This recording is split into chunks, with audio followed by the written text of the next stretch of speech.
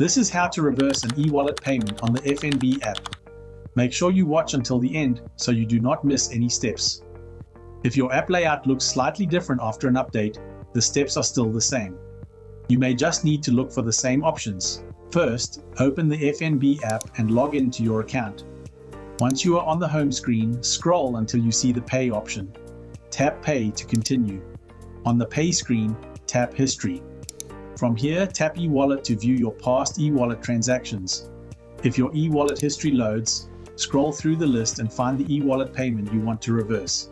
Tap on the transaction to open the details. Inside the transaction details, look for the option to reverse or cancel the eWallet payment. Follow the on-screen instructions and confirm the reversal. If your eWallet history shows as unavailable, or you do not see a reverse option, this means the eWallet can no longer be reversed inside the app. In that case, you will need to contact FNB support or visit a branch for assistance, as eWallet reversals are only possible while the money has not yet been withdrawn. And that's it.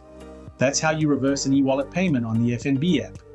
If this helped you, remember to like and subscribe for more easy step-by-step guides.